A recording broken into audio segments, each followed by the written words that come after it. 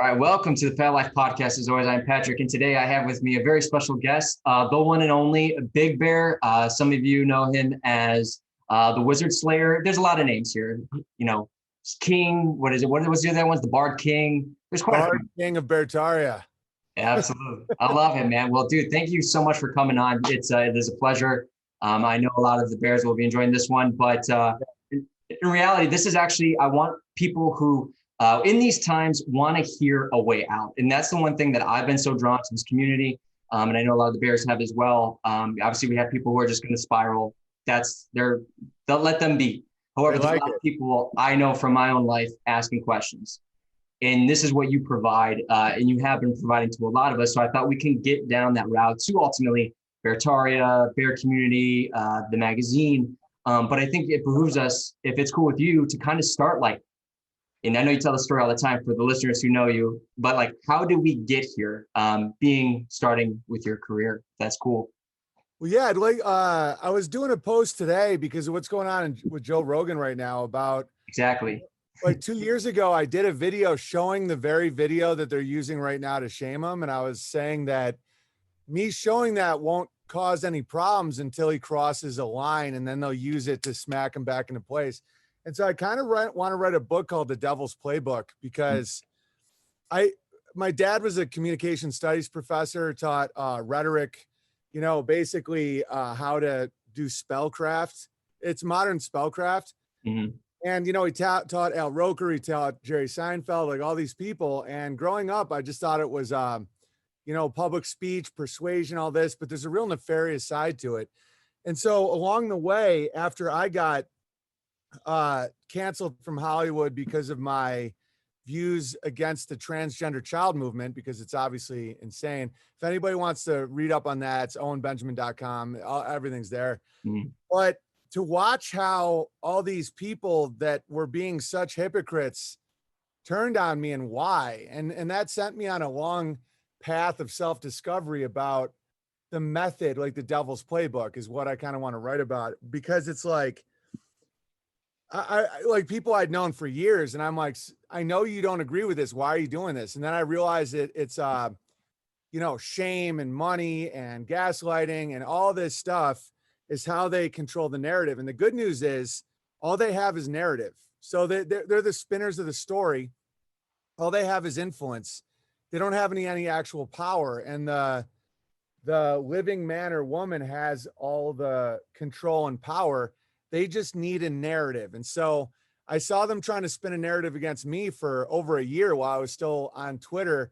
They're trying to kick me off, and they could have just kicked me off, but they needed a narrative. So it was when I bashed David Hogg. I said, what did I say? Someone who isn't old enough to grow pubes can't tell me not to own a gun. And so the spiders spun this narrative that I was sexualizing a boy. And that was really, and that's all it took. It just takes these little, it's like 9/11. It's like just a little push. Like, look at these buildings. Let's go to war for the next 20 years, or like any of these psyops. And so when you see a psyop and a false flag and all these things, you have to understand that it doesn't really matter if you don't go with the narrative. Like they couldn't have just started a war. They needed a narrative. They needed a story. They needed people to commit to it. Just like I was always very well liked in Hollywood. I could get along with anybody. I could tour in any race, demographic, rich, poor, didn't matter. I could host award shows with Leonardo DiCaprio, and I could entertain, gangsters in Cleveland. And so everyone knew that.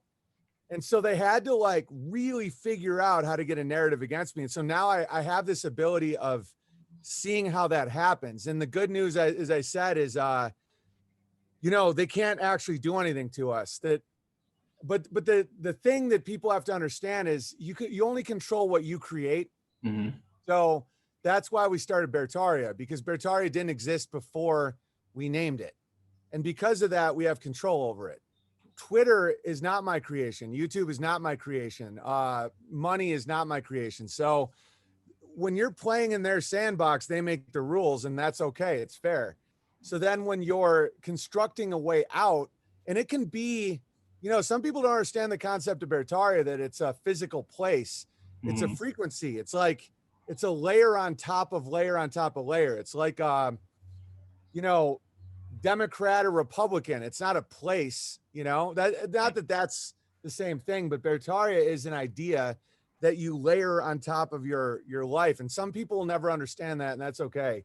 You know, it's not for everybody. Some people are like, oh, so where do we go? So it's like a commune. I'm like, no, you're making it. You're making it. So anyway, it in Beartaria kind of inverted the inversion, where instead of a hill to die on, it's a hill to grow on. Instead of resistance is futile, it's persistence is fertile. You know, and it's that Fruit, type not of blood. thinking. Yeah, What's fruit, that? not blood. Fruit, not blood. Not blood. Yeah, the good, the true, the beautiful. And so those type, like, do not rely instead of do not comply. Do Right. not comply implies that you want to stay in daddy's house, but you don't want to play by daddy's rules. And that just makes you a bratty little kid. And so the reality is, if you don't want to comply, you can't rely. And if they take away restaurants and privileges and lollipops, you have to be like, okay, that was never mine to begin with. And the beauty, and that's why my stories helped so many people, is it's really fun to build your own stuff. Like, Yeah. we now have our own milk cows and goats and all this. My wife makes her own cheese. We homeschool our kids. We built our own social media platform, Beartaria Times, our own media, Unbearables Media, our own live streaming, unauthorized.tv. And we went back to the basics of the P.O. box. Like, my P.O. box is a place where people could, you know, support me financially while I was being, you know, while the devil was using his playbook, which is money, status. It's like they take away your ability to make a living. And that's a big threat to a lot of people. And so if you want to, you know, survive with your kids, you know, I got a fourth kid on the way, you got to figure out another source of income or create your own money, which I'm not going to do, because that's a hill I'm not ready to grow on. But so that's pretty much my story. You know, there's a lot to it with Hollywood and all that stuff. It was a good time. But I think my value I can bring people is the Devils Playbook. Like, how, like the only real power, quote unquote, they have. You know, and I went through the truther phases of like blaming different groups, like is it Jesuits or Jews or Freemasons. And in the end of the day, all those groups are just giving you offers that you can either accept or not accept. And that's why they're karmically not paying for your destruction, because you're doing it to yourself. And it's tough for people to internalize that. But for anybody that's quit a substance or a behavior, the only way you can do it is saying, I'm doing this to myself. And then once you do that, you realize that, you know, getting rid of the drug dealer doesn't get rid of the demand for drugs. And all you have to do is say no. And so that's pretty much all these scapegoats, all these boogeyman groups are really nothing. Oh, absolutely. And we'll just to kind of stay on that topic, but backtracking a little bit to your Hollywood. And the one thing that I found you listening to Crowder, but I also knew you from like seeing the movies that I've seen you in. I've watched your stand up, but I wasn't like really listening. I was just enjoying the entertainment. Yeah. And when I saw from my background in film and television, I saw you getting smeared the way you were it's just as a logical being. Well, why is this? And then I'm like, well, what he's saying is like he's a comedian. And this is me slowly waking up to the things around me. But it was interesting. It was going, well, why would, just naturally logic, why would somebody give up this life of perfect life for just, you know what I mean? Just to give it away. Like, that didn't make any sense to me. And as I was listening more and reading more, going, something's not right here. Like this. And then like everyone else who's like, he's bringing up really good points. So that just opened my eyes. And what I give you, you know, admire, and it really has drawn me to that, is going, oh, as a creative, I don't need to be in that world, because I was already getting weird vibes, man. We'd be in writers' rooms and doing things. And I had a couple of scripts that we were trying to, you know, pitch around, and people were like, you know, you really need to have the main characters to have like an interrelation. I'm like, but what is that doing in my story? It's not helping my story. And that's my biggest thing with storytelling and narratives, is going, what is this doing for the story? And if that is missing, or it's just there because it's trying to fit another narrative, I'm like, not doing it. And that always causing me a lot of issues with friends and the community. And it's getting to the point where it's good to just stay away from all those people, because for people that don't understand, Hollywood isn't just all like baby eaters and like evil people. The way it's controlled is the network executives, the producers will get word from on high, whether it's Tavistock, whatever, that like this year we want, like in like the year that they had Modern Family, it's like we want mixed families. Yeah. And so at first you're not thinking anything of it. You're like, oh, that's the theme this year.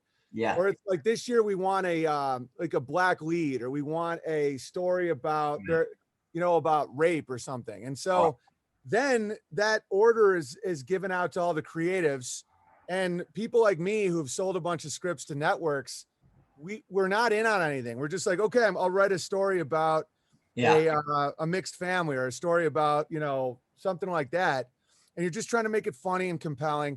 And as I was there, it got more and more crazy until there's a wake up moment where it's like, okay, we now need a transgendered kid in this. And it's like, dude, it's a story about a mall. Like, what? And they're like, oh no, it has to be the only, you know, you have to have a gay relationship or else it's, and I was raised, as I said earlier, by like a college professor and like a very musical, artistic household. So I know what gay culture actually is, and trans and all this stuff. And so they couldn't tell me about the bigotry because it wasn't real. It was like, nobody's like, oh, I need to see myself. You know, another movie that really broke it for me was what's that one about Wakanda, where it's like finally a movie.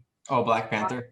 Yeah, by us, for us. And it's like, black dudes can just watch movies. Like, you don't think a black guy could like My Left Foot, you know, or like, you don't think you can relate to that? You know, you don't, like, I used to love Michael Jordan growing up. Like, you think I needed Larry Bird. Like, I didn't relate to Larry Bird. Right. Larry Bird was out, you know, Larry Bird seemed too passive for me. I like Michael Jordan. He was a clutch player. And so the more you see that, and so more and more people in Hollywood now can't be creative. And that's why you're seeing a lack of creativity. It's all remakes. It's like Ghostbusters, but trans women, or like, and another moment was Ghostbusters, because Ghostbusters is about it's a very adolescent movie about men, you know, don't cross streams, Slimer, like these are about penises and cum. It's like the Stay Puft Marshmallow Man exploding white shit all over everyone's face. It's like, you know, don't cross streams, you know.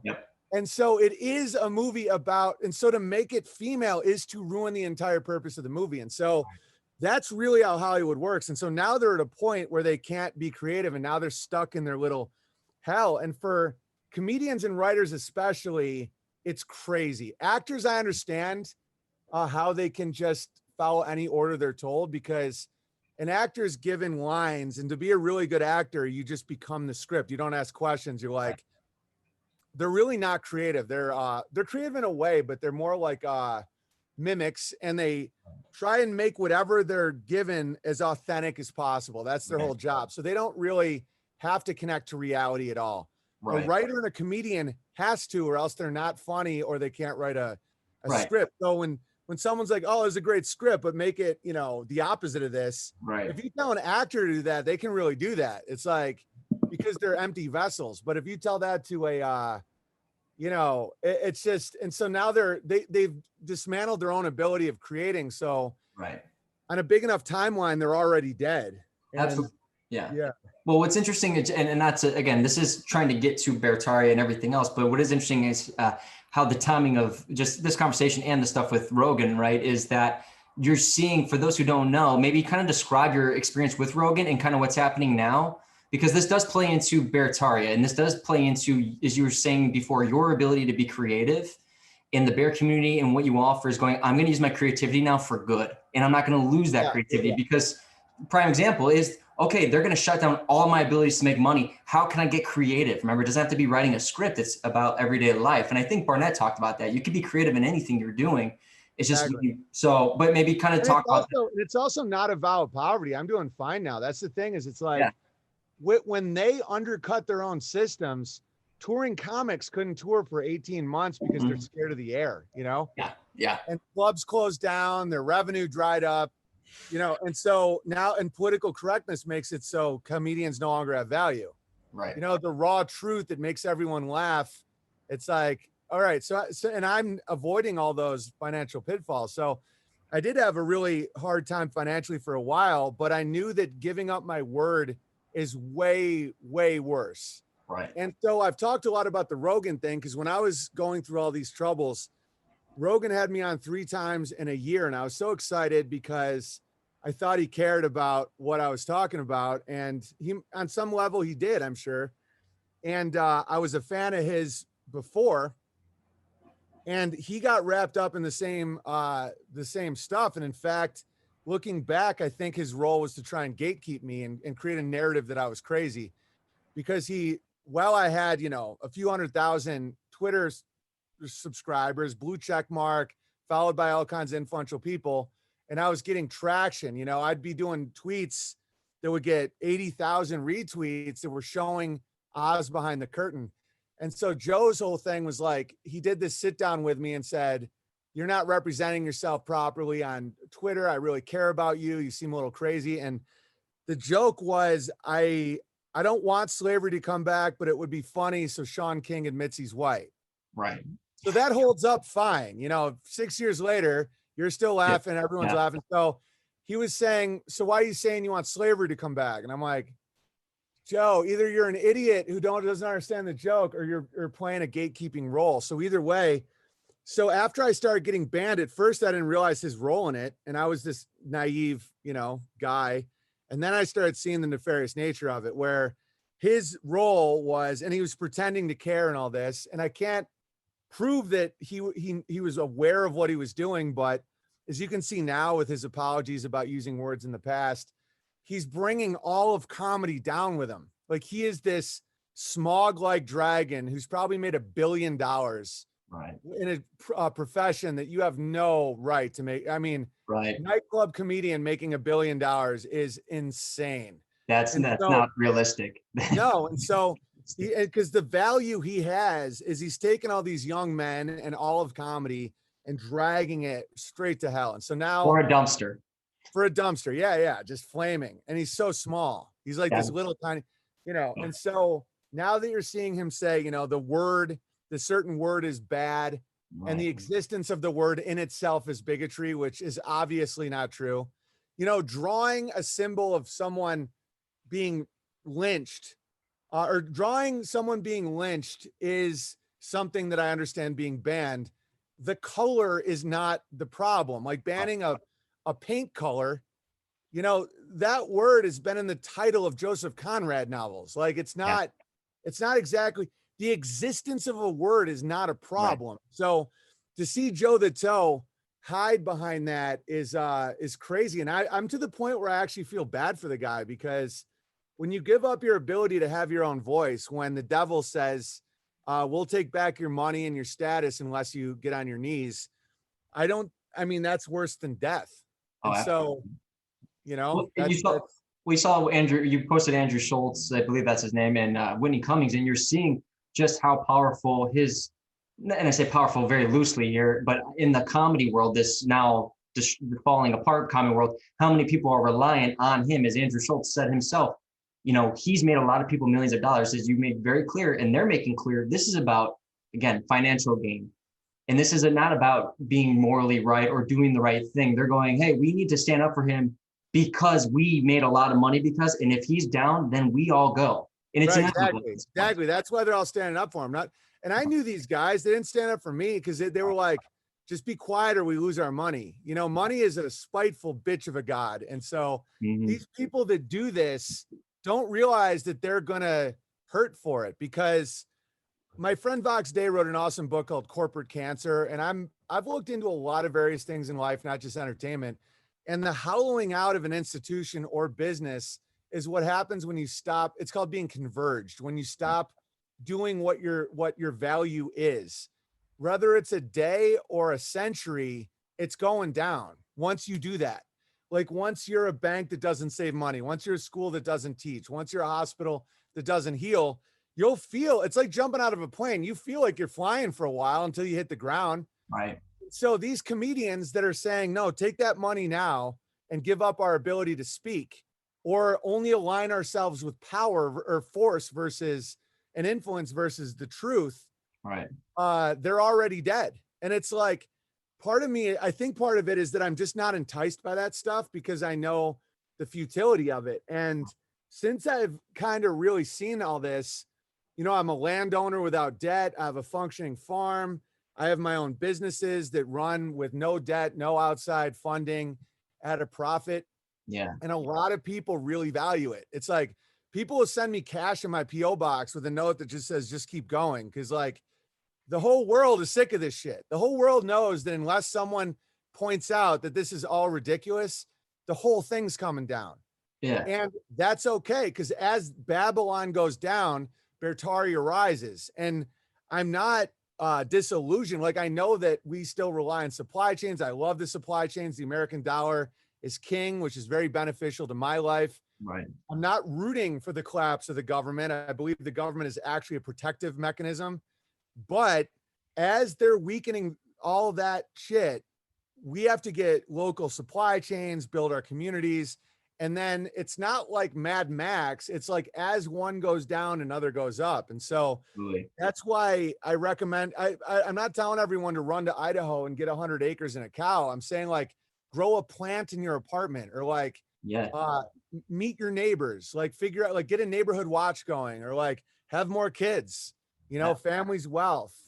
And so we're going to see, you know, I know a lot of people do fear porn about, like, you know, bare shelves and, you know, run for the hills, but it's a fact that it's happening. It's already happening amongst low income people and people in cities, because some people are like, I just went to my grocery store and it's fine. I'm like, are you poor in a city? Because it's not fine. Yeah. You know, right now it's already, food has gone up 50, 80% in a lot of areas. It's not because of inflation. It's because of supply chains. And that's only going to get worse. Yeah. And this is, well, sorry, real quick. This is what's so, the people who don't know your full story, that aren't going to just spiral, it's understanding this is, from my point and many of our points of going, this is what has drawn us to the bear community, and what you are bringing to the table is because it's taking someone like myself who lived in a city, never grew anything in his life, never wanted to do any of those things, turning myself around, having a family, having a son, starting to grow, trying to figure out ways to work with my own hands, getting connected to the land more, doing all these things that are going to not just benefit myself, but as you said, community, your family, the ones you love. And I'll say this from my firsthand experience, it has taken the fear away from all this to the point where not a single moment passes where I go, even with all like the things falling apart, going like, oh my gosh, it's going. Now for me, I mean, I'm in a very tropical place, so I'm used, I can look around going, okay, there's food. I know them. I've gotten used, we've communicated. I've gotten mangoes from them. I got seeds from them. I'm giving seeds to them. I just went to the local, you know, grass-fed farm up, you know, in the North Shore. I'm getting cool with them. Like, it's just going, okay, we'll be good. Like 100%. Yeah. One of the biggest spells ever made is scarcity. It's like, one thing that I've learned since kind of getting involved in this type of stuff is like the ridiculous abundance of the earth. It's like, totally. The Indians call the white man disease Wetiko. And I'm not one of these self-hating white people, by the way, but that's accurate, where it's like this desire to control, and, you know, this idea of scarcity where it's like, we have to get all of this. We have to, it's like, and the Indians would be like, dude, there's tons of food, like, relax. And so that idea of Wetiko is so true. And it's not a racial thing. I know Indians that have Wetiko, but the idea that you have to control everything and just strip mine and all that. And you're seeing it with a lot of these technocrats, like the Elon Musk electric car is strip mining like the area in Africa where the Bushmen live. It's like horrible. Right. But these people get their fake virtue of like, oh, climate change. Right. You know, right. you're like, dude, do you know where that metal needed for these catalytic converters come from? It's like, right. That's crazy. Like, and it's like, also the solution isn't fun. Well, it's fun when you get into it. It's like working out. It's like work, but fun. And it's like the same with, like, I'm seeing all these truckers, and I've been getting so much heat from people because I'm making fun of this trucker thing in Canada, because it's not really truckers and it's totally pointless.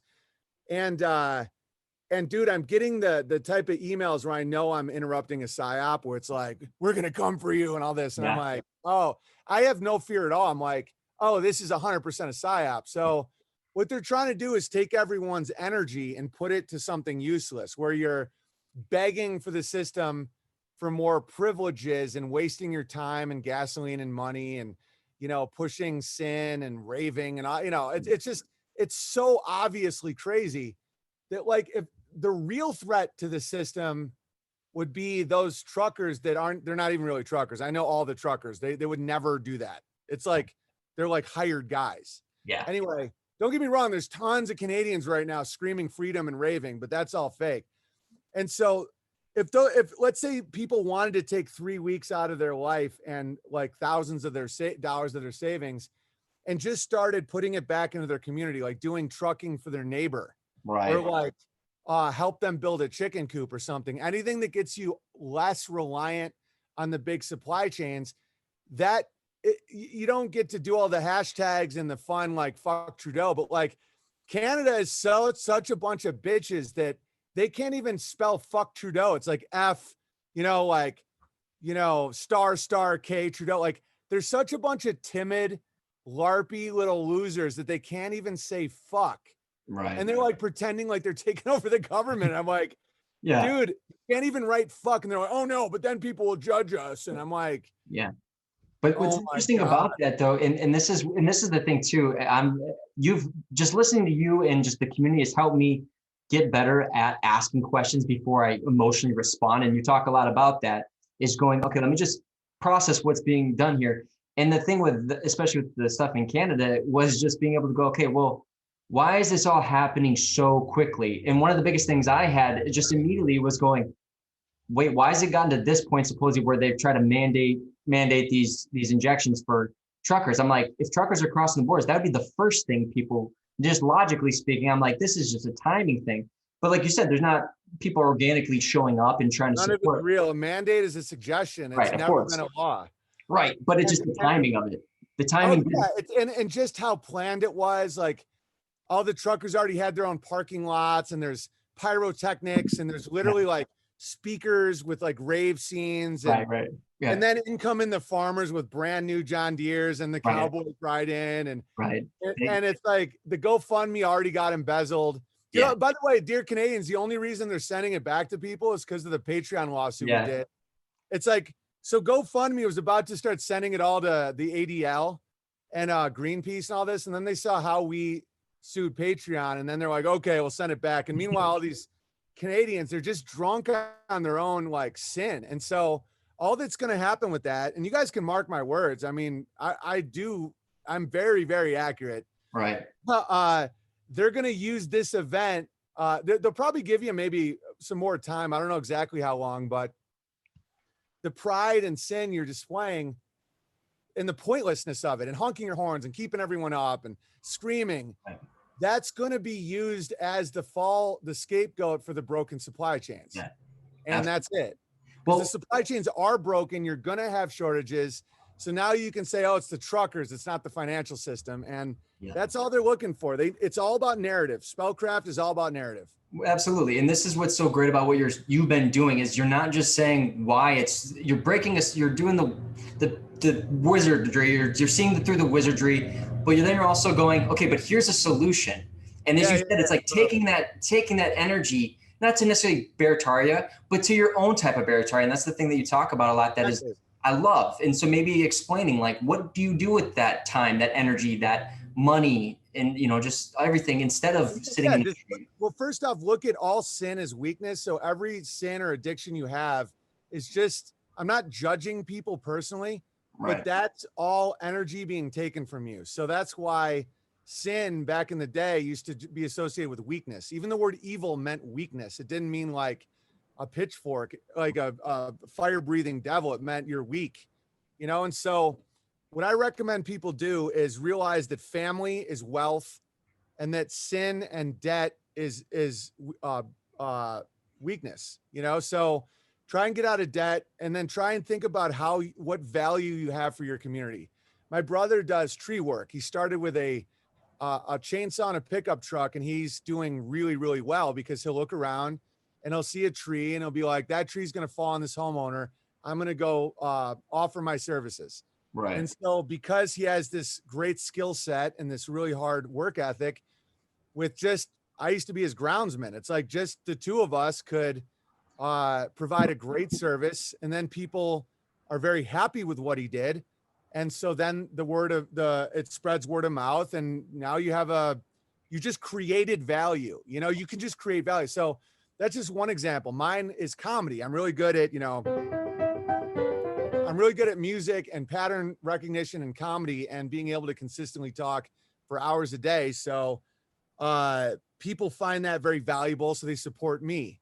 Now, whatever you do, figure that out. Your value isn't to honk in a parking lot for 3 weeks. It's like, build your value. Like, what can you offer other people? And the less selfish you think, ironically, the more you prosper. Yep. And so really don't think, how am I going to get a lot of money? How am I going to, get a giant house? Think like, what can I do for other people? Rather than not, it's mowing lawns or building rocket ships. It's like, and so when you go back to that basic idea of value and debt and family and sin and earth and soil and health and all these things, and understand also that being offended is weakness. Like when someone's like, I'm offended, they might as well say I'm weak. It's one thing if you want to keep ideas or words from your children or you don't enjoy it, that's fine. But when you're like, oh my God, I can't hear this, it's like, you're literally telling people that you're weak, that your ego won't allow another idea. And typically that's the idea you need to hear the most. Yeah. And so if I was just going to give advice to people, because it's not about me or Beartaria or any of that, it's about you. It's about like, what is actually oppressing you? Right. Is it your lifestyle? Is it your materialism? Is it your addictions? And then what have you been rejecting that's actually good? And that is, should you work with your hands? Trade is not something that'll be looked down upon. In fact, I think most white collar people are going to be the first to the gulag if that ever happens. Yeah. No, I think if you're capable of even digging ditches, society, because I was a World War II history major, focused on tyrannical takeovers. And the first thing you learn is if you're valuable, they didn't send you to the gulag. They sent people to the gulag that were white collar. And of course you can make it about, oh, they hate the Jews. It's like, no, it was Pol Pot killed anyone who wore glasses. So you would have been fucked. I was going to say, I'd be like sitting there with like one eye crossed and be like, no, I can totally see fine. You looking at me being like, yeah, they killed bankers, teachers, journalists. And a lot of people view that as like, oh, it was about ignorance. No, it was about value. When you have the economy collapses, the last thing you care about is sassy dipshits freaking, blog take on what offends her that day. Or like, is someone going to be able to get me a good mortgage rate? It's like, bitch, we need water, we need food. And so it wasn't as personal as people think. It's like, okay, these are all useless eaters. Like, as a farmer of animals, this is how it works. You don't give enough milk, you're going to the fucking pasture. Yeah. No, you don't get the grain. You don't get the fucking, we're not going to clip your toenails, Yeah. And Well, that's reality. What's just so fascinating, and what you've brought to these conversations is because when you're in working with your hands and doing all these things, you're, as you've said in podcasts you brought up before, you're utilizing that ability to be creative and thinking and just being, again, in what you're doing or present moment. That's why I go by present awareness, P.A.T life. It's because there's so much value to that so many of us are missing. And as you've made very clear, it's so many ideas have come to you that you've been able to combine these ideas in these webs, very much like storytelling, because that's all a good a story is being able to, okay, how do I get all these pieces to connect, have a proper flow, you know what I mean? And if you have the ability to create and not just regurgitate, that's really where it comes from. And most of my ideas too have come from actually being out in nature, going for walks, training, whatever the case is, where I'll just go, oh, light bulb, and then I'm like, sitting there like Rain Man at the computer, like 10 meg, take it on. Like I start getting a little Ben Shapiro-y because I'm like, things are starting to come together a little bit. So, and that's what I think a lot of people are missing. The old cliches are cliches for a reason, write what you know. Yeah. So if you only know airports and, sitting at a cubicle, like you're not going to have anything interesting to write about. Right. And it's also like, I was just talking to Curtis Stone about this, that homesteaders are almost impossible to trick with these psyops because the way a lot of these managerial forces, the accountants of the world, are controlling people is just how we control livestock. Right. It's like, you know, you you bring them in with some sort of temptation with grain, like, you know, corn syrup, pornography, Canadian raves. Then you put them in debt with a stanchion that goes around their neck, and then you milk the food that was going to go to their children. You take, Right. and you repeat, and then you get them to love you for it, and then you you know, and then you castrate the males with bad genes, and then you like start a narrative that, you know, trans rights matter because you've chemically castrated a ton of males. Right. This is, I know what they're doing. They don't care about, I mean, my piano teacher as a kid was transsexual. Like, Right. I know that world. No one cares. None of these people care. It's like, there is a small amount of people that do have gender dysphoria, or you might call it two-spirit or whatever, where they really have this weird fluidity about them, but it's extremely rare. The whole trans narrative is because they've used food and all this chemicals and shit to chemically castrate people. Yeah. And they're trying to give them some form of pride in it. Like, oh, the fact you're like, you know, just this amorphous blob of like lack of masculinity, that's because you're actually a girl and you're brave and beautiful. It's like, no, it's because you've been poisoned by soybeans and freaking hydrogenated vegetable oil. Right. And now they have to feed you a narrative so that you don't go, so nobody says, why are we poisoning all these people? Because literally I put rubber bands around goats' balls. Like, you don't get to breed. You're weak. Yeah. And it's the same fucking thing. And Dude. so that's all they're doing, you know? Same with abortion, you know, make it brave and beautiful. Like, oh, you're so empowered.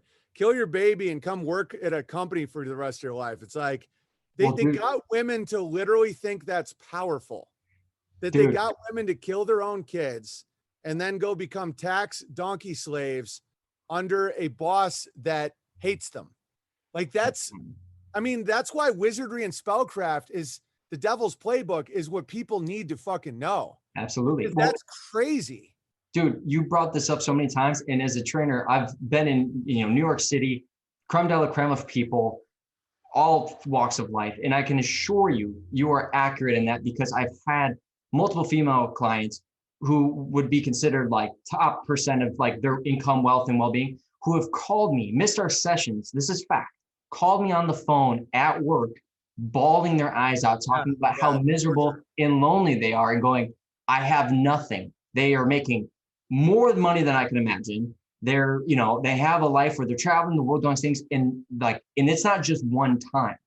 And it's like knowing, being like, hey, I'm not a therapist, but it's like understanding that balance of going like, look, you have your own thing. And it's like, if this isn't going to help, like you missing session, like, you know, so I've seen that firsthand, those types of conversations, or people coming in, women even coming in a little bit tipsy because they were drinking at trying to do an after, but they knew they had to be at a session. And I'm like, go home.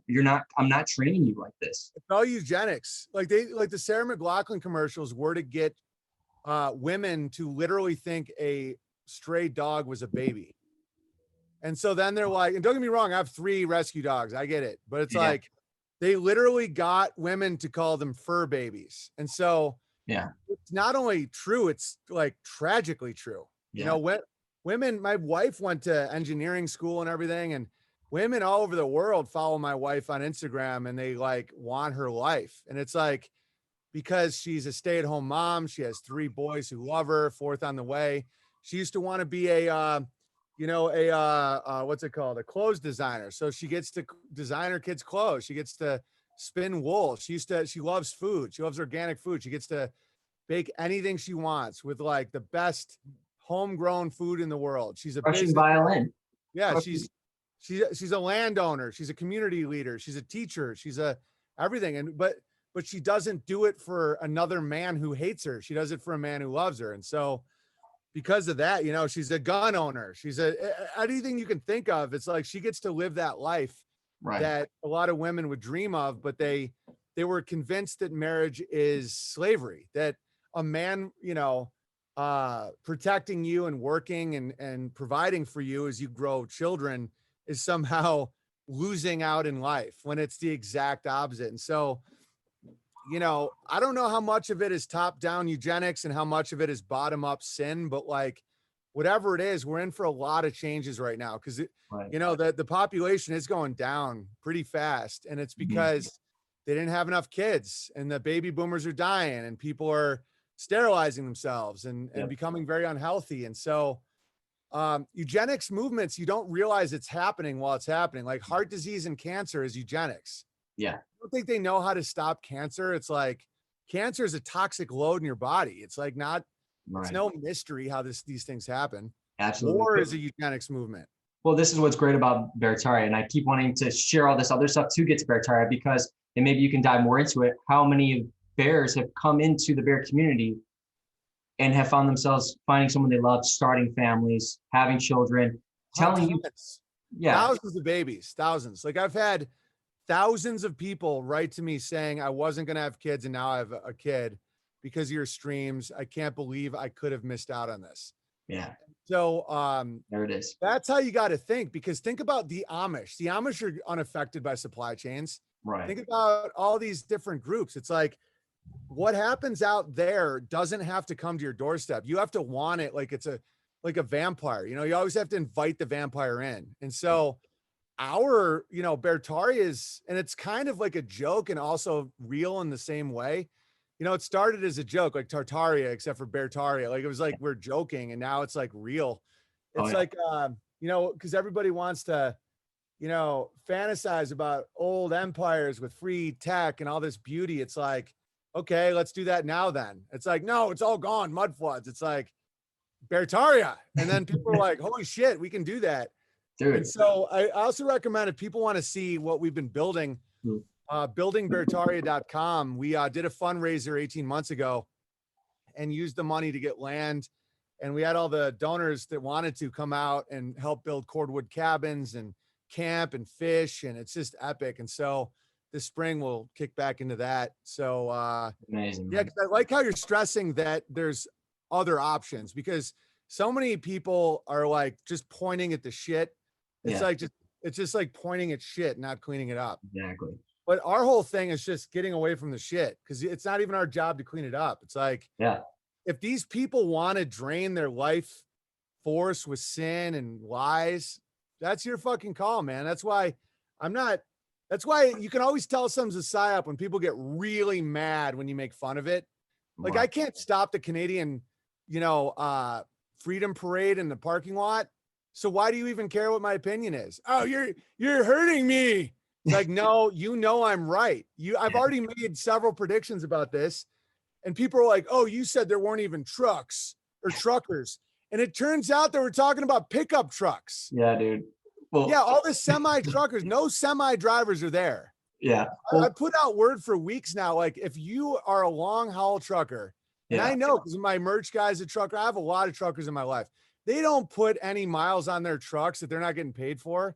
They don't leave their, do you think their wife is going to be cool looking at videos of like raves with chicks like, like, oh, honey, I'm fighting for freedom. It's like, no, you're fucking whores. Yeah, no, sorry, hold on. No, Jessica, I'm talking to my wife. Yeah, we're fighting for freedom.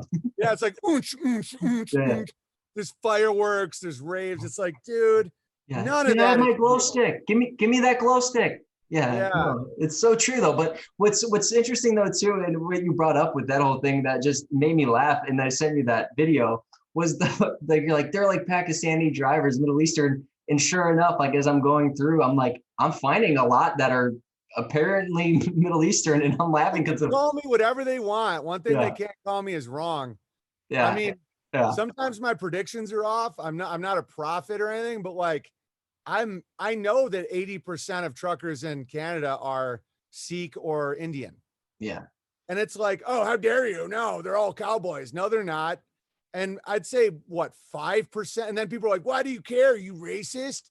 I'm like, it's a globalist movement. They want to bring in electric trucks and more migrants because they won't pay my buddy 40 cents a mile. They've been fighting about this shit since NAFTA in the 90s. You think this is new? They're harnessing all this energy from people sitting around for 2 years watching pornos, wondering how many vaccines they have to take. And so they're going to send them to Ottawa to jump up and down and waste their money. And then there'll be a scapegoat. It's literally right out of Pinocchio. It's like, Yeah, fucking party all you want, and then you end up in the Donkey Island with all the other retards. Yeah. And so the more pushback I get, the more I know that this has to be something I point out, because I don't give a shit what these people do. It's like, it's just the good bears to get wrapped up in this. I'm like, dude, you might end up in a fucking prison cell. You know how many people on January 6th were telling me that they were going to go march for freedom and Donald Trump was the reincarnation of Jesus Christ? I'm like, some of those people are in fucking jail still. Yeah. Still. Right. Like over a year later, they're sitting in a little cell. Meanwhile, Donald Trump pardons Jared Kushner's dad, who's in jail for sexual blackmail, but he doesn't pardon. He calls the people in jail terrorists, even though him and his half-breed son are fucking telling all these people to take back their freedom and democracy is under threat and go get your voice heard, go storm the Capitol. You tell 100,000 fucking, jacked up idolaters to go do something, they're gonna fucking escalate. Then you have the provocateurs in the front of the crowd with a fucking, buffalo head for all the papers so that you can use the narrative to scare all the retards. Right. Canada, you're doing exactly, it's not only the same thing, it's even worse because they're dragging it out. They're just going to drain your money and make you the biggest bunch of dipshits the world's ever seen. And I'm right about it. And you guys can listen to me and call me names or not. I don't give a fuck. Yeah, man. But this is the thing though, too, is when you get a lot of people who, if they know that there's other options, but they're, as you said, they're afraid to let go of that compliance and being, the do not comply, but they do not rely, as you've said before. It's very hard for people to let that go because, as you said, that fear of knowing, if I let this go, I really have to start taking care of my own life. Like 100%. I have to start growing and I have to start figuring out how this shit works, because if I don't, you know what I mean? Like then I'm in a bad position. But to your point as well, and I love this point, is when you say, okay, you go and storm, what's the backup? What's the next move? What are you doing? Are you gonna have a bunch of lot lizard truckers? Are they your new ambassadors? Right. And we don't want to take over the government. Then why are you threatening that you are? How are you like, so you're doing economic terrorism? Like, what are you doing? Yeah. And another thing is, one of the main things I've learned is it's easy to wake people up in a nightmare, but not a dream. Yeah. So like right after someone drinks, gets hammered, smashes a car, kills a kid, you can be like, he's like, I'm ready to quit. But if you go downtown to these like guys drinking martinis and say you shouldn't drink, they're like, fuck you. Right. And so as Canada is swinging up into their ridiculous psyop and they're like drunk on their own retarded ideas of freedom, trying to wake them up gets them really angry at you. They're like, no, we're gonna fucking fix the last 2 years. The truckers, dude, the truckers are gonna do it. As soon as they become humiliated, they'll be like, man, you were so right. The same thing happened with the Q thing when I was making fun of that. They all were like, I'm like, so where are the tribunals? Where's Ellen DeGeneres? They're like, man, you were right. Right. They all fucking fell for the Canadian thing. It's all right, like a man who can't get sex isn't actually faithful. They're just pathetic. Right. So it's like, if you can't get sex, being monogamous to your wife isn't really that big of an act. It's like the first chick that wants to bang you, you're now a traitor to your wife. Right. It's the man that can turn down sex. Mm-hmm. The man that cannot join the fucking butt fuck parade going to Ottawa is the strong one. Right. When it's over and you see what it is, it's the same with the vaccines. I was telling everyone from the beginning. Same with COVID lockdowns. I was telling everyone from the beginning. The good news is we're getting more and more people capable of discerning as it's happening. Yeah. As people are like, come on, let's do coke and fucking party all night. It's like, no, it's easy to get someone to quit coke after 3 days of being up dancing to fucking DJ Dickface. Right. But it's not easy to get people when they're like swinging up into it. Exactly. And that's why all these people are like, you hate freedom. All these podcasters are now attacking me. They're like, oh, Benjamin's a fucking Jew shill. He's like totally buzz killing our fucking freedom. What's his idea? Building cabins in the woods? Yeah. Wait, just give me 4 months. 4 months. We'll see. Dude. You already should be humiliated. Right. BJ Dichter, fucking, you raised $6 million. BJ Dichter, the head of the buttfuck parade in Canada, he started the LGBT movement for the conservatives. He's a Jewish gentleman who loves gays. And so once it hit $6 million, he moved it to 7, then to 8, then to 9, hit 10. Right. They GoFundMe shut us down. We're going to have to donate it to the ADL. Meanwhile, the fact I already sued Patreon for 2 years, people start sending that court case to GoFundMe. They decide to return the money. All these retards immediately start another GoFundMe with the same problems. It's never going to the truckers. They're already funded, and they're not even truckers. They're actors. Right. Oh, you sound crazy. I know a guy who has a truck. Is it a Silverado? Is it an F-150? No. Wow. All those semis parked there are all permitted to be parked there. Yeah. They could be wiped out of there if they wanted to. Canadians are fucking cucks. Well, dude, this is your story. And as much as I don't say that, I say this in a positive way, is the pain of your life that you've been willing to share with all of us has opened, if people are willing to see through the deception, so much easier. For example, like the Patreon. The minute I saw that get to like 2 million, I'm like, if they're going to shut down Owen stuff that has nothing to do with anybody, that isn't even getting this much traction. $9,000 to buy campgrounds. Right. How is this getting this far? Shut down the supply chain of North America. Right. Unless it's so stupid. Right. But the Canadians are like, oh no, we just went to a rave. Right. Unless you're approved by the very people you're attempting to go against, there is zero chance that they'll let you use their institutions. Totally. And this is what's interesting even more so too, is because I've had people be like, oh, you're so into Owen Benjamin, this and that. I go, he's this. And I go, guys, he's getting shut down because he's the only fucking one who's saying, cool, I really don't need your stuff. I'm going to keep doing my own thing with solutions. And as you've made very clear, they're like, oh, fuck, like he's not needing us anymore. Ugh. Like, and it's fun. Totally. And that's what people can't understand. And they'll be like, yeah, it's good that he's like growing and like having kids and doing all this stuff. I'm like, where's the butt part here? He's like, but he's a fucking this and that. I go, you haven't watched any of it, dude. Like, what's their criticism? Right. What do you, and it's like, not just backing you up. Yeah, it's not backing you up because I'm like, oh my God, it's going, no, this is someone who's doing solutions. And a lot of people are benefiting because they're then taking initiative in their life. What's their typical criticism? Like when they say he's a what do they say? Racist, like all the same stuff. They call me the same thing because I'm very much associated. And they go, what grounds? I go, and have them define racist. Do they even know? Racist is a term. It originally was created to make sure that Indians weren't allowed to practice their tribal ceremonies. It was started by a general in the Civil War with the last name Pratt. And racist meant that an Indian didn't want to join white culture. That's literally where it comes from. And that's why people call me racist, is because I think people have a right to have differences, to have different culture, to have different food. And that we're all not a giant Borg that have different shades of skin, but we all like lattes and fucking Uggs boots. Right. It's hell. Those people criticizing, it's one thing to call me a racist if I was like, oh, I'm better than people because they're black. Right. I never say that. Right. I make fun of everybody. I make fun of the Irish and the Danish more than any black person. Right. Black people, bike theft, shit like that. But then I'll talk about the Irish trying to suck their own dicks and, and so it's like, I'm a comedian. And so what it really is they don't want to own up to their own responsibility. 100%. So they're looking for any way to get me discredited. And they're only hurting themselves. They're only hurting them. They're not hurting me. Right.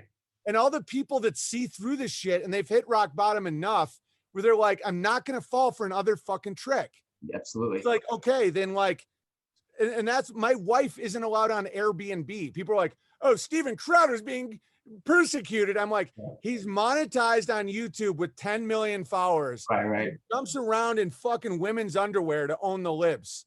Right. Are you retarded? Yeah. The reason people like that is because they want to think that we went to the moon and they transgender.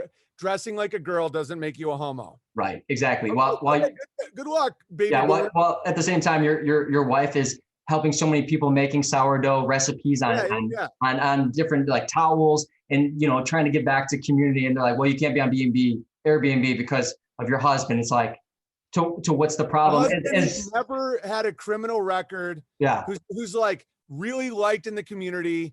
It's like made Airbnb tons of money. It's because they're hollowed out and they're all going to fall. And that's fine. Like, that's the thing. It's like, I don't want these retards coming to Beartaria. Right. Like, I don't want these people to be like, oh, okay. And then they just bitch all the time. I'm like, get out of here, man.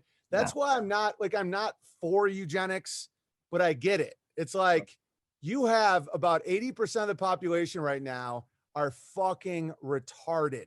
Yeah. And so these people have to be managed. So they're Right. given Coca-Cola, Pepsi, and fucking Beyonce. And sometimes that doesn't work. So Right.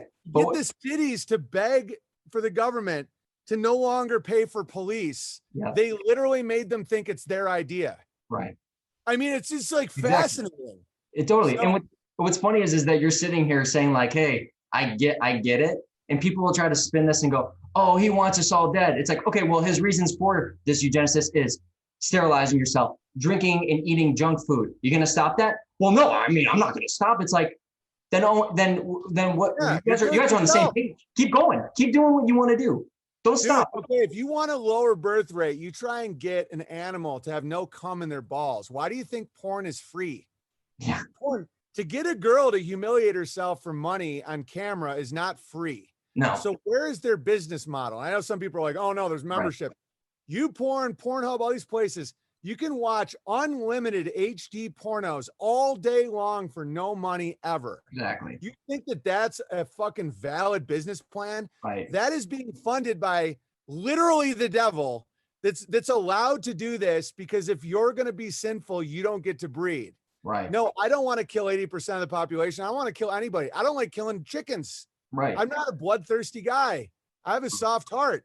That being said, when you have like just cities full of retards, like, what are you supposed to do? You're supposed to just be like, oh yeah, everybody just keep on going. You have to do psyops. You have to get the Canadians to do gay orgies and shit like that. And this is what's so great though, man, is that and I keep bringing it back to the community, because what we're seeing is the people in all this, all over the world, all over the country, we're ready to take ownership. We're ready to take responsibility. And that's what's cool is because it's, as you said, it's kind of cutting off the fat of who's really willing to take responsibility. Yeah, we're not going to agree on every little thing, but that's not the point. It's about the bigger logos morality of going, what is right here? How do I own up to the mistakes I've made? How do I grow from those mistakes? And then ultimately, how do I move forward? And that's where people can't digest that. I even just put stuff on ownership and responsibility on my Instagram, and people are going guns blazing about that. And I go, if this is bothering you, then I'm saying learning how to take ownership and responsibility. I go, you're the definition of why I'm making this post. They're all communists because they want daddy to take care of them. Yeah. Whether daddy is Target, Walmart, and Bank of America or the government, it's the same mentality. It's saying, I don't want free will. I don't want freedom. I don't want to have to find my own value. Right. My boss is saying I have to take a vaccine. Well, then get another job. I can't. Right. Make your own job. I don't know. No, I want free shit. It's like, that's a fine path. Go ahead. You know, either like that's it, but real freedom comes from accountability. And these people don't actually want freedom. They're live action role playing. They're like, we're going to pretend that we're all, you know, these rebels in Ottawa can't even spell fuck Trudeau. Right. They can't even say it. Yeah. You know, and think about like all this political correctness is no more than offering groups in a way out of responsibility. Oh, it's not that you're a criminal why you can't get work. It's because the N-word exists and a white man may say it one day. Yeah. And then vice versa. They're only poor because of the N-word. It's not because of the banking practices for the last 50 years. You know? You know, it's like the Indians just a drunk because of their genetics. It has nothing to do with the fact that their way of life was taken away and they were given all this sugar that they didn't know how to fucking metabolize, you know? Okay. Absolutely. Yeah. And that's just an unfortunate thing. But the beauty of it all as well is because with like any addict, right, or any situation where people are hitting rock bottom, there's a chance to turn it around. My uncle, for example, you know, heavy drugs, heroin, all that stuff, had a dog, like had my cousin, like even still using all of it. He hit his rock bottom, but the only way he hit rock bottom was when my family, my mom specifically was like, to him being like, you make your decisions. If you die, that's on you. And we're going to let you go. And he had to make the decision, and he's turned it around and he's totally back sober, you know, living his life. And that's the thing is this is the beauty of where we're at is a lot of people are at their rock bottoms of again, sin or lack of ownership, responsibility, and going, gosh, I have to make a decision here. I have to make something. Yeah. It's great. It's great because people that have been through hell actually can get stronger for it. Yeah. Totally. Because when you consciously take ownership and you weren't just from a society that insisted on it, you actually are stronger for it. So like, that's why don't have shame about your past. Mhm. Have shame about your present. You know, like your past is the way, like I was a Hollywood fornicator and I, you know, hammered all the time, like chasing cash, chicks. I don't regret any of it. It gave me an ability to see through a lot of lies. Like as a comedian, I got to see a lot, you know, all that hookup culture. I get to understand the nature of it. I don't covet it now that I'm married. Like I've been through it. I Yeah. also I see how they use that to actually emasculate men. I used to think that hooking up with a lot of women meant I was a man, and it's like, no, that means you're a little pool boy, you're a little squirt Yeah. boy. And it's Totally. like, to be a real man, like try having 10 kids in a farm. Like those guys build empires, Absolutely. you And know? And that's, so, yeah. Go yeah. ahead. And they don't want you to know that. That's why the culture is like hookup culture. Oh, at a threesome, all this shit. It's like, dude, try having 3 kids with Totally. your name on them. And then Dude, they get to like build businesses with your last name on it. It's like, that's being a fucking man. Try like being a good man to one woman. It's like, totally. that's big. Well, it to that point, man. When I first reached out, I sent you my first letter on the stream. I was telling you the story about when I met my fiance, and then ultimately I had that a dream with some music playing, and my son was in that dream on the beach. And I Yeah. can tell you, being in New York City, going through that hookup culture firsthand, it was miserable, man. And I was, I had my ups and downs, all this stuff. But at the end of the day, I was like, I'm glad I experienced it. But I can assure you, the loneliness that came with that, and I can only imagine on the other side what they were feeling. Worse It's for like, women. It's yeah, worse. and that's the thing is I felt bad. I being like, man, like, is this the right decision? Like all these things. And I had a moment, I remember being like, what do I want? And this was right when I was like listening to like your story and just trying to make sense of what was happening to you. And I'm like, man, this guy's giving it all to be a father. I go, holy, and he has kind of the same father weird issues that I've had with my dad. I'm like, and he's making the decision to change that. And I go, man, that's pretty fucking awesome. And That's sure, awesome. and sure enough, man, like I walked into my old job. I started working as I'm like, if I'm going to be, if that's what I want is to be a father, I ask God, I go, God, what is it? What do I need to do? What is it that what's my purpose here? And I just heard be a father. And sure enough, I looked to the left and my old job was there. And I go, I'm going to go inside and start making money and saving because I don't know when I'm going to be a dad, but I need to have some sort of financial help. That was my mindset then. Sure enough, I met my fiance there. We end up having a son again. And I told you the dream. Those who haven't heard, went to bed. She was like, look, if you want to start a family, if this is what you really want, this is a big decision. So I slept on it. And sure enough, in that night, I had a dream that there was this beautiful melody playing in the sky. My son was on the beach in front of me, the back of his head, and I was behind him. And it was just like, remember this tune, remember this melody. And this is what you talk about music being so powerful, is there's so much energy and emotion behind it. Sure enough, man, not too long after we found out she was pregnant, had a boy, and I've had that visual actually on the beach walking behind my son. And it's like broken me down to tears because I'm like, that's God. Like you can't tell me now in my life that God doesn't exist because that is not a coincidence. And that's what I got just part of being part of this bear community, man, because that's so powerful. And that's why I preach it. I really do preach it because you don't have to be nice. You don't have to be on the show with me. You don't have to let me be on Unbearable's meter. You don't have to do these things. You do it out of the kindness of your heart. And you do it because hopefully you see the value in the things that I'm trying to say, what others are trying to say. You put so much, you read everybody's letter. And for those who think he's lying, I've written letters and I know he's reading my letter to a T. He's read my mistakes in the letter. So I can assure you he's reading it. Yeah, the people that want to call me a liar for that are the ones that I think they're freaked out by the synchronicities. Like I'll open a letter and it'll be exactly about what we were just talking about in the stream. And it's so freaky and fun that there's been people being like, dude, I know you're lying. Like, I know that you're pre-reading the letters. And I'm like, swear on my kids, I'm not. I never pre-read anything. And it's like those synchronicities are like just fun. And the more you just give into them and realize like the dreamlike nature of life, it's like life is I know we've like talked a lot about like, some dark shit in the stream, but like there really is nothing to worry about. It's like the dream, like you have a dream with a song and then you see your boy like on the beach with the sand. It's just like those things are just like Right. happening more and more. Like the more the Babylon falls apart, the more like the synchronicities and like the really fast manifestation of things are happening at a crazy rate. Absolutely, man.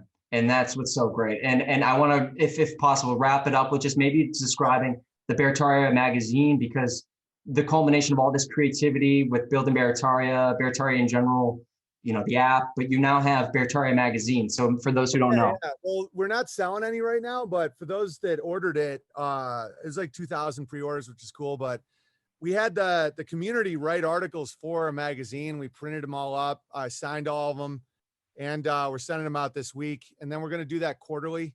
Mm-hmm. And also it's just an epic magazine. I mean, just everyone came together. It's like 100,000 words. It's like a book.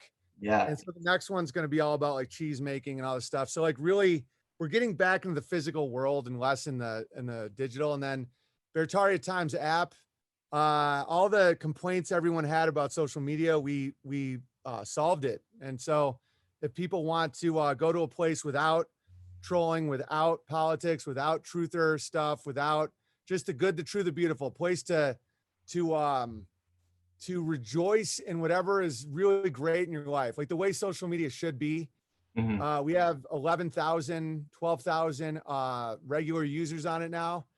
And yeah, it's like a great place to go to, we like to say, to find old friends for the first time, where, you know, someone I just saw downtown like a couple days ago was telling me that he met a girl on there that, you know, they're like already talking about marriage because they're like, it skips like 12 dates. Yeah. Because if you're there, you already know all this shit. Totally. And so we wanted, and so it's surprising how many people don't actually want to solve social media. It's like, Twitter kicked me off. Facebook is censoring me. Oh my God, put me against a wall.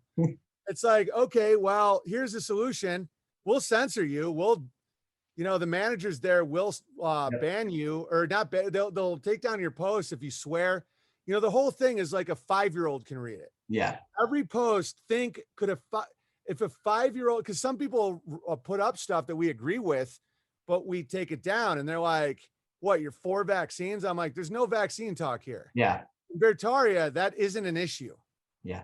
And so now people get it. People have reinforced it on each other now. And so they understand where it's like, It's not about what I agree with. It's like, that isn't a place to wrestle Babylon. It's a place to rebuild. And so then we started unbearablesmedia.com, where it's our own site with Mountain Bears cartoons, Be Grateful Bear, Hometown Bear, your stuff's on there. You know, just people that it's more edgy. It's not like Beartaria Times is clean. Right. And Unbearables Media is more like fighting in the muck with the pigs, you know? Yeah. But that's fun for someone like me. Yeah. So then unauthorized.tv is $5 a month, and that's where I live stream. I also live stream on, you know, VK and Odyssey and Rumble, but all that shit is always at any point can go down based on their debt structure. So unauthorized.tv is a great place. And then always PO Box 490 Sandpoint, Idaho 83864. And, you know, bitchute.com/Owen Benjamin, and my Telegram. And, you know, we're fully decentralized and anti-fragile now. So, and we're trying to be anti-fragile for even if the entire internet goes down. That's why we have the magazine and the mailing lists and bear meetups. You know, another thing that's happening is all across the world, bears have meetups. They exchange goods, they talk, they laugh, they start families. And you're never going to see that on CNN and Fox News because it works. Yep. You're going to watch in Ottawa right now, people are not forming families. They're not starting businesses. They're not figuring out how to get out of this hell. They're just indulging. And I don't want to be the buzzkill, but unless people see it as the dream is happening before the nightmare, then once the nightmare is happening, then you're just crawling out of another hole. Some people need that. I get it. But the real skill is to see it before it happens. Like before you cheat on your wife, before you do that line of coke, like that's when you got to see it.